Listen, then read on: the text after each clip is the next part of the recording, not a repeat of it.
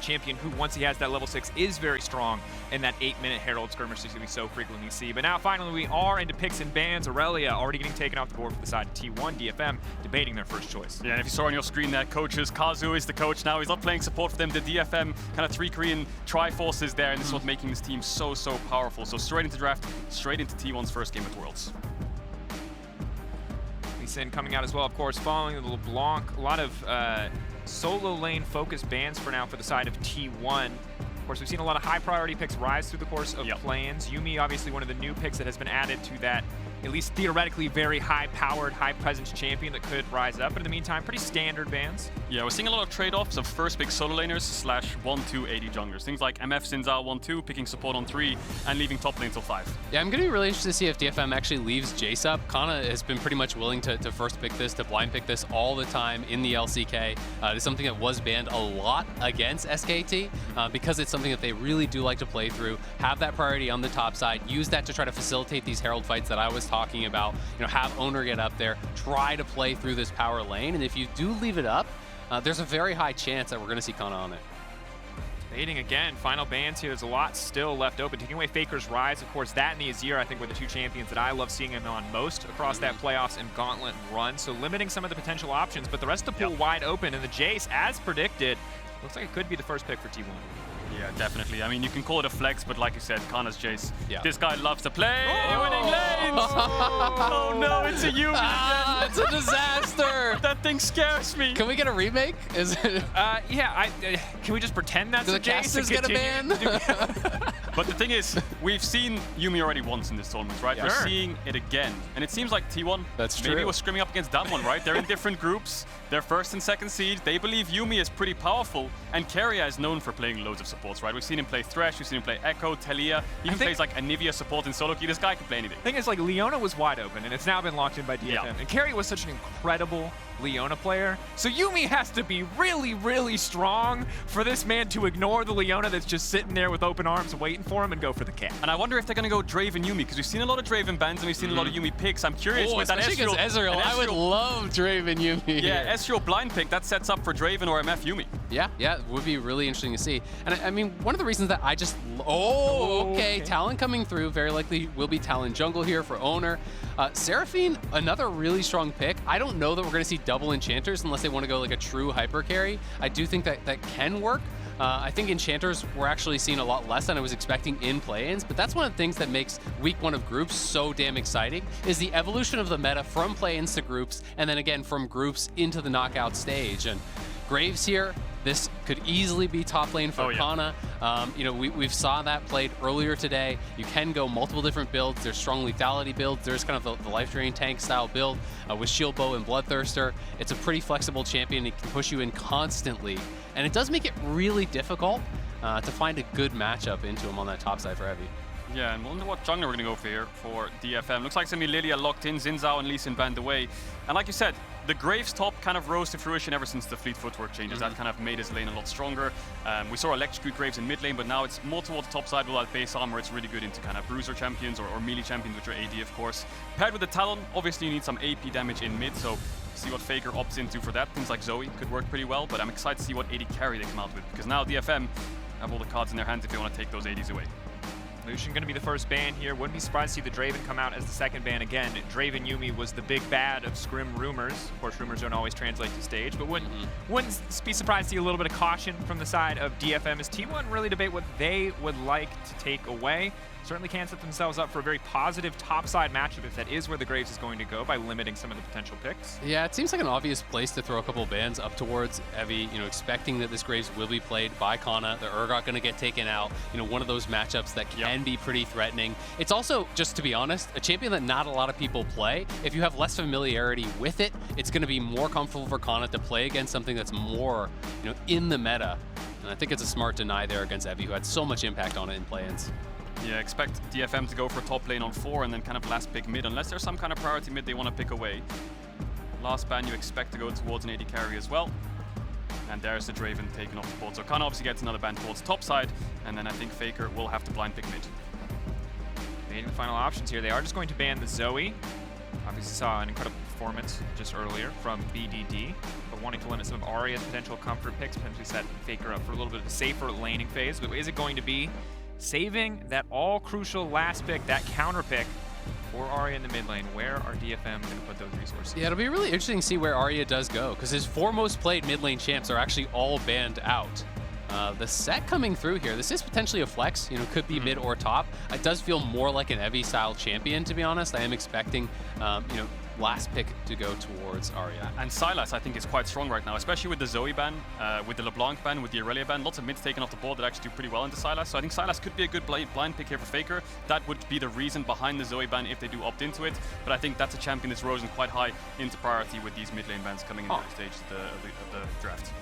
And honestly, Jhin, now locked in by Gumayusi, not something I was expecting to see whatsoever. Now, of course, you can make Jhin very fast, which is fun, but not really strong in my experience. Obviously could still be very good overall, but maybe the idea is when you're putting the Yuumi on the Graves, you want a carry who can sit back from range, provide a little bit more utility. We're going to have to see how exactly this will work out in the laning phase, but it will be FAKER's AZIR up against the Orianna from Aria. So a little bit more slow, steady mid lane matchup here. Yeah, it feels like the Jhin is playing more of like a supportive style of role here. It is a relatively safe champion as far as the lane goes.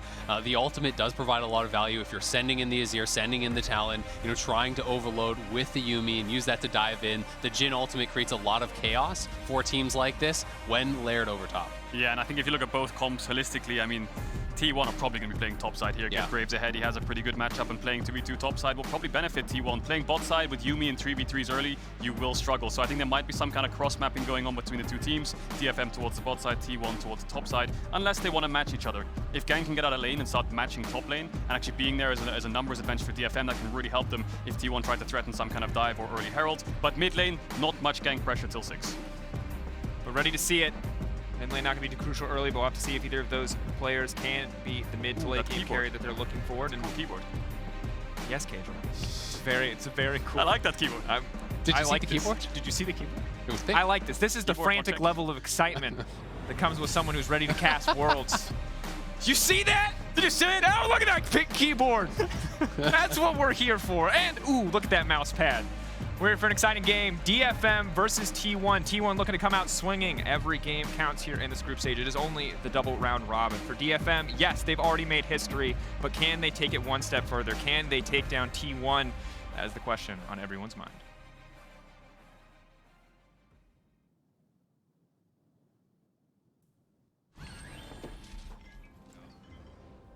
And on to the Rift we go. Kicking off, see exactly where the level 1 is going to take things to start off. Steel, of course, opting for the Predator on the Lilia. Keeping an eye in general on Owner's Talon, ready to see what he can do on this pick. But it looks like DFM potentially ready for something spicy here. Yeah, will it be an early invade or will it be a late invade? We've seen Lilia's late invade for Raptors. FAKER's going to put a soldier there, but I don't think it's spotted with the vision line yet. But I think it does now because they walked into it. Kana's going to E over the wall with carry as well, so a little bit of cheeky level 1s going on here from both teams. Yeah, you can see if you can catch anyone off guard there. Graves E level 1, it's good for lane anyway. It's not really much of a sacrifice there by any means. And might be able to get a little bit of damage here off onto Evie. Mana flow. Spell Thieves as well. 20 gold lead. It's a wrap. We take those. And that's the SKT, rather T1. That's that early game we were talking about. That's that early game we were talking about. 20 gold. Check the gold lead. Absolutely massive. Don't lie. The individual discrepancy is already coming through here. No, of course, I was curious to see exactly how long the Yuumi was going to stay. I thought maybe that's why they picked the Jhin, if they were just going to straight up commit to Kana going for the full invade. But for now, it looks like DFM are going to commit to giving the leash here in the early game, matched by T1, so neither bot lane going to have too big of an advantage or disadvantage from the early decision, as it has been matched on both sides. And Jhin does always give really nice leashes if you stay for that 4th shot there, as Gumayusi. I'm going to be interested to see how DFM wants to play out this early game, if they are trying to play it more passively, just try to defend on that top side to minimize loss for Evie, because they do have a really strong 5v5. When you look at the ability to potentially combo in with Orianna, Leona engage, the ability to follow up on that with the Lilia as well. There's a lot of squishy members on SKT, but if they get ahead, it's going to be difficult for DFM to keep pace. Yeah, it's all about DFM closing the gap, essentially. Like, Jhin can play max range with W's and the Curtain Call. FAKER will have a lot of range on the AZIR and can choose to go in whenever with the Shuffle combo. But just for now, in the early game, it looks like both junglers are pathing top. They will meet in topside river. Owner starting red and Steel starting blue. I mean, Steel will have red buff for longer if they do fight each other in the topside river. But Kana should have push, and you expect Owner to try to contest that. See how much more action they want to commit to on the top side for now, as mentioned. Just a jungle clear, a little bit of pressure on the bottom side for Gumayusi and Carry. Of course, level 1, that range advantage is going to be the biggest factor. Gang still level 1 from DFM, so Yutapon, they are opting to concede the push for now, as it's the ever so thrilling battle for push in the mid lane that we'll probably continue to see until a jungler rears their head here. Yeah, but if you look at the map right now, T1 have 3 pushing lanes. Bot has the push, top has the push, mid is contesting, but it looks like it's winning out on the trades. So when both junglers full clear and look to crabs, Owner might be able to look for some kind of double crab unless Steel backtracks down to bot side. I'm going to be interested to see if T1 tries to use their bot side priority to actually defend the bottom crab while Owner takes top crab, try to do a double scuttle that way, or if Steel's even going to look towards it, because it does feel pretty risky to actually try to challenge in the river when T1 is just pushing in so far, and especially with Evie this low already. Yeah, and just as you say that, as Gumayusi walks up and puts a ward in the bot side river to spot out Steel when he does go for that. They should know bot leash, but they're going into 2v2. Quick lockup, Yumi coming out, trying to body block as much as possible. Yutapon, though, is burning, has to be careful. The reload coming in. Yutapon flashing, got a safety, ticking, and a Yumi grabbing the first blood. Cat's out of the bag, and Gang might reach right into a body bag after a play like that. Has to run for the hills. He's got a flash. He's going to hold it. He'll wait as long as possible, but T1 coming out swinging. Yeah, DFM trying to go for a big play there, but didn't have the damage. You know, I think underestimating the exhaust there from Carrier. It's so difficult when you shift in aggressively and you get exhausted immediately like that. They don't have the damage to actually finish off the Jhin, and now Arya getting pushed back incredibly hard. Yeah, the map's in such a rough state for T1. Both junglers are full clear and they're both pressing tab, looking at their lanes like, hey, top's down 10 CS, bot side 2v2, my mid laner's getting pushed in.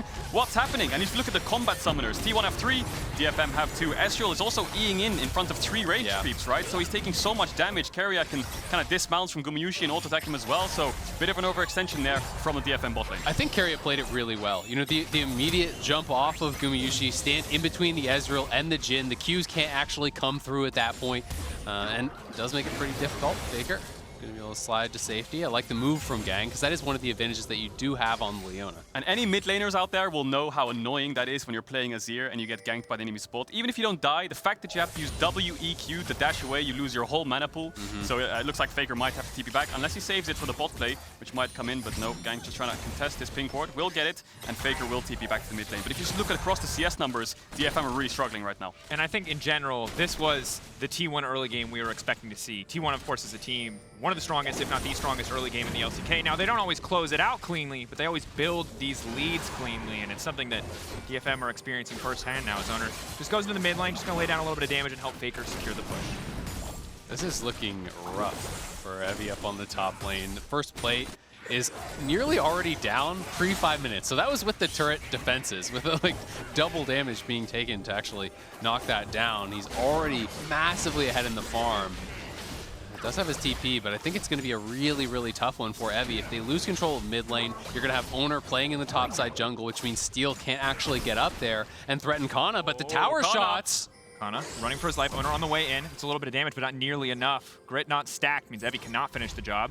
Yeah, Kana has TP, so he's going to definitely TP back here. Evie will probably match him, and Owner's just being such a nuisance. You see how mid was losing the push there for a split second? He ran, pushed it out with Faker, went to the enemy Raptors, spotted out Steel so his lanes can keep pushing, and then took away his Krugs because he's being such a nuisance. Steel can't contest because he has no pryos. So Owner, his only real job in this game is to find the enemy jungler so these pushing lanes don't get collapsed on. And you're so incredibly safe to do that as Talon. You know, you can just parkour out to safety if you run into Lilia. You know, pre-6, Lilia has really no recourse about it. Can't do anything for this. And Steel now trying to look towards the bottom side, but easily spotted out. And Faker's now moving down towards that river. So you're gonna have to see Steel being pretty careful. You got a feel for Steel. There's really no windows to find anything. I mean, you go towards bot, but Gang has no flash, so they can't gap close onto Gumayusi. The only real positive DFM have right now is Evie saved his TP.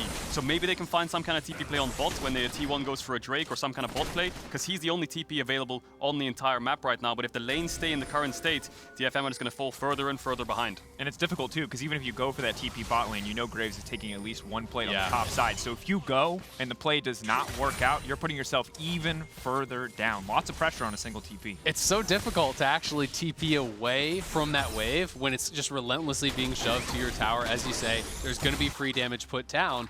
And it's also pretty obvious to T1 where that advantage is. They don't actually have to make any sort of proactive play right now because they're kind of just passively winning out in all the lanes. Graves is getting more and more of an advantage on that top side. So you can chill, you can play it safe, and just make sure that you're not dying to any sort of a TP flank from Evie, because that was kind of the DFM bread and butter in play, and that's how they got a lot of their advantages down on the bot side, was through these cross-map plays. Yeah, and the only danger of playing a Yuumi lane is the enemy support can obviously roam, right? You can have the push and you can win the lane and they're winning the 2v2. But if you look at Carrier right now, he's pairing up with Owner or he'll pair up with Gumayushi. Those are his timers, whereas Gang can kind of play on his own and look for mid ganks. If they don't work out, you just keep falling further and further behind. Gang's just losing XP. He's looking for a play that really isn't there. But now Owner and Carrier have paired up. Steel and Gang have paired up. That could be a 2v2. Owner walking forward. Stun now coming in. Steel got the level 6 as well. They're trying to lock down the town for as long as possible. But Yumi's bringing in a lot of healing. The Ignite as well. Taking that's the Shadow Assault. Bring the blades right back. And Steel now has to run for the hills. He's trying to put him to sleep, but it doesn't look like he's going to have nearly enough damage. 2 for T1. Arya trying to make his way out. Owner very low. The Ezreal taking him down, but Arya just going to have to walk away from this one. Faker wants a kill too, but it looks like Curtain Call might have to be the final answer here. One last bullet. One more hitting. A little wide there, expecting the backstep, but will not predict it. Yeah, he almost got the third shot in there, the fourth shot in there to take down Arya. DFM even stepped into the river to contest anything, and T1 just instantly punished him. Man, look how rich Carrier is, by the way. He bought a Lost Chapter. he's going damage. I think he's just probably going to go Ludens here. Got the early kill, just picked up a second, and has been constantly proccing the Spell Thieves because they were playing with the push. That's one of the things that's so nice about these Spell Thief supports is you can get the gold off the tower, and here it is one more time. Owner running into Gang. There's just not nearly enough damage to actually knock down this town. Yeah, we see it in the Axe Effect replay here. Owner goes for the 2v2. But the thing is, they're a little bit split up. Gang and Steel aren't exactly on the same page because they're not together, right? Gang is looking for the play alone, and essentially what happens there is Owner face checks him, and it's responsive play. Hey, he's face checking me. Steel, come here. But the thing is, Faker can move quickly, and the 3v3 already kicks off, and Gang's dead. And the thing is, against a champion with as much sustain as Yuumi, if you split your damage, if you split your focus, you're not killing your intended target, and doubly so when you're very rapidly falling behind in gold. That said, you say Ludens, I say Kana's gonna run, and that was an oopsie. Steel now hopping her way in, prancing. He's getting dunked down. Is it enough? Owner on the way, and they might still be able to turn this. Kana might just be a killable. Steel, you're just too squishy. Oh, the Bambi flashbacks from MSI. They're coming in clutch. Kana's still gonna get taken down. Big Fist comes in from Evie, and Owner gonna make it at least 2 for 1. You know, the Gandalf meme where he has, I have no memory of this, you know? Where Kana flashed away and then ults back into the team. What happened? It was a 2 for 1. We won the play. It was a bait, didn't you see? Perfect setup there for Owner. And people say Graves doesn't have gank assist. There it is. Just not quite assisting the right team, but it works out. Good bait overall, but you can see the power of Talon, right? Owner just feels like he's at the right place at the right time. Yes, he's been full clearing, but he's found Steel multiple times on top side, and you can use process of elimination. Steel's top side. I pushed him out his top side. Faker. Go. Arya getting scooped back. Talon does big damage. Shockwave good, but doesn't look like it's going to be good enough. Arya's still walking though. The Soldier's going to finish the job. Faker going to grab another one. That's a 4.5k gold lead to 10 minutes. And that's the punish on the missing flash, thanks to Gumayushi's roam earlier. The Jhin ult forced that out. They know they can get a kill, and now it's a smooth Herald transition right towards mid. And this game is quickly getting out of hand. They're already 4k up. Make it just about 5. Yeah. And the thing is, for T1, Owner especially is someone who I've kept my eye on a lot through tracking the pros. This guy is the highest elo player in solo queue right now out of all bootcamp players in Worlds. He's almost like top 10, I think, on the ladder, and he has such good raw mechanics as he goes on to Steel. We're now going in. Easy, fast kill pickup. Not going to see the Zenith Blade connect from Gang either. So that's it. He just walks out, walks in. He's just taking over the map. How can Utapon even go into bots right now? If Owner flips over that wall, that's going to be really scary. And guys, I think I figured it out. It's not a Ludens angle. It's an Everfrost angle. You see, if you strap a snare to a Talon, nobody's getting out.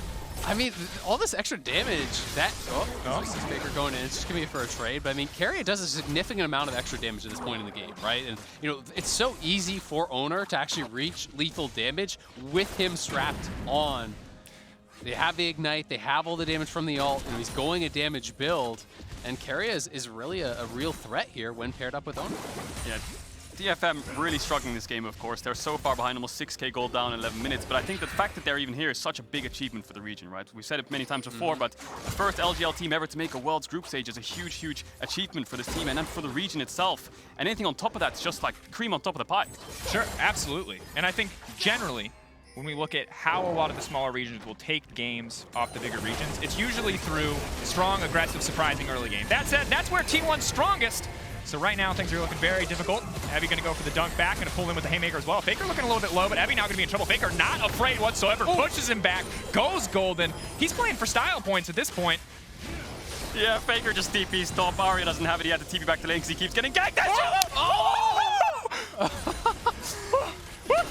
Felt the air on his backside. Just scratched his back. A little massage there. The sniper's training on his head. He just happens to duck at the last moment. Here comes Owner. A little kitty cat strapped to his back, and I don't think they can go for the dive here, but maybe it can get turned on. Do they have enough burn damage? Shadow Assault now comes out. He's still trying to get it done. Gore Drinker keeping him healthy. He's got a Yumi to ferry him out to Red safety. Smite almost got him.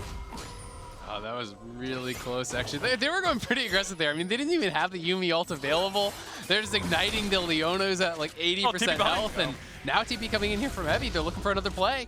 Ana has to wait on the dash until Set goes for the pullback. Now trying to walk back into range of Carrier. He's got a big shield now coming in. Yumi all being used early there. He's going to find the triple snare now. Going golden here on the Lilia. Damage going to get flashed away from Evie, now going to be in trouble. And again, T1 just turning this play right back in their favor. Evie can run, but he's not going to get anything done.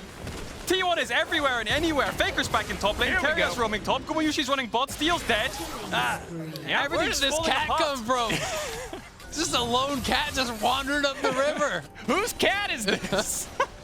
This is the Somebody lock this thing up. This is ridiculous. This is the Is that yours, Casual? No, it's not my cat. It's not my cat. But this is the problem. I feel so bad for Steel. All 3 lanes are getting pushed in, but you have to do something. Is this the problem? That Yumi has as much gold as the Orianna? Is that what you're the enemy jungler? Yeah. Because that could be a problem. Yeah. You know, generally, I don't think the games where the Yumi has as much gold as I do go well, I would say. Gang, though, running. Still very tanky. Talon doing a lot of flips. He looks very cool. He's dead. Gang trying to get deep vision, but yeah, that's it. T1 kind of own the map right now. They own more than the river, so if you step in it, you're getting collapsed on non-stop. And DFM, almost 10k gold lead. They're really running out of plays. Yeah, I really don't like how Owner stole the kill from their carry, though. You know, carry Yeah, really he could have got Ludens on the next base. Exactly. Sloppy stuff. Kind of weird, man. This is like maximum ancient Egypt playstyle. You respect the cat. Do not disrespect the cat. Cats are sacred. Give the cat all the kills. All right, Gumayusi pushing in the tower.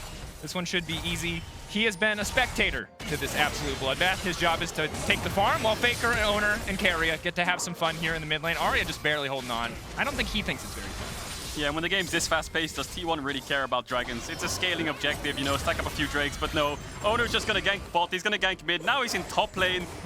Carrier's chilling. Faker's taking mid tower.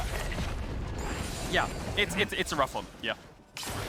Yeah, that's my analysis. I was going to say, there's not really a lot more to say than that. Faker is currently level 11 to Steel's level 9. He's trading damage with the tower in exchange for damage on the Lilia, which is never a good sign when someone can do that with confidence. Yeah, I mean, you just look at the completed items across the board, it just gets so difficult. Ludens is done now for Carrier.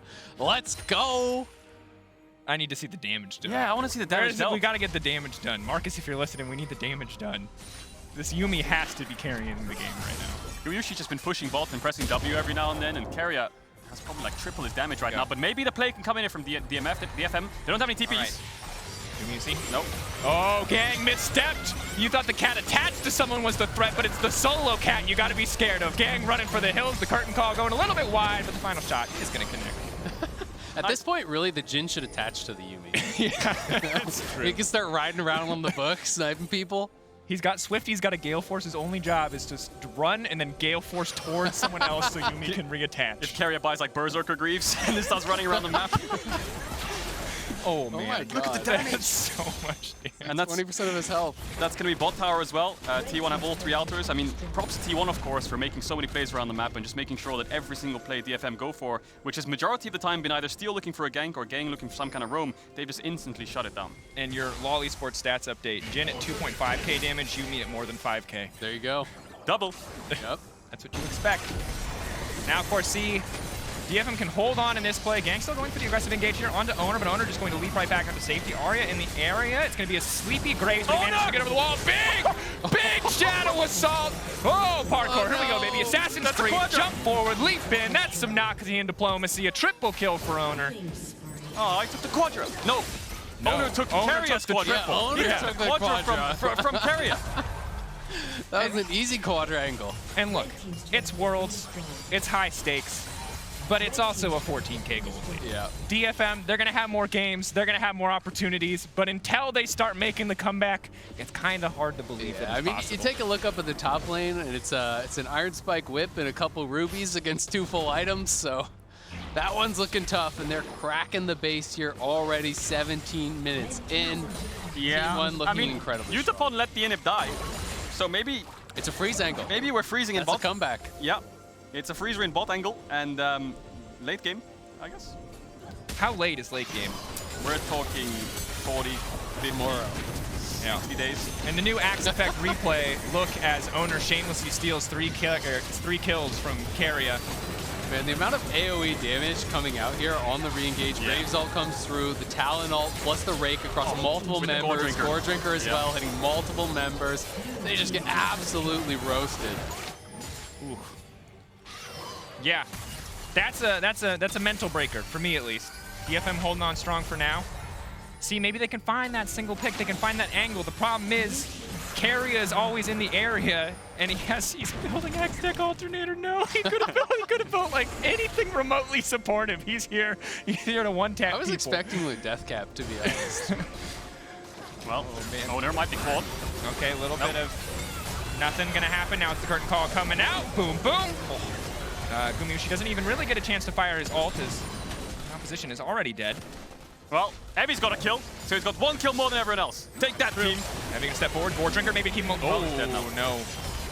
Dies mid suplex. They wanted to get it, but it is not going to happen. That's And my the thumbs favorite up emote. Teemo. That's my favorite emote. The thumbs up from Teemo. Scout approved. I don't You think like this. it more than just the classic tried and true regular thumbs I up? like normal thumbs up first. Scout approved is a banger. I just, yeah. If this is the power of the Scout's code, I'm sold. That's all I'm saying. Well, that's going to be mid inhib falling at 19 minutes in. Bot inhib's down. There's a wave coming in. T1 can move top as well. So DFM, they have to make some kind of play on this top inhib because having 3 inhibs down at 19 minutes, it's all but done. Yep. At this stage of the game, T1 beating them with their wallets. They can afford to eat all these skills and still probably survive. That's going to be the engage. That's There's Owner. Shockwave. But there goes Owner to the back wave. There goes Faker with the double push. Evie now pulling back to the Haymaker. Just not going to do much at all. But they are going to grab one kill.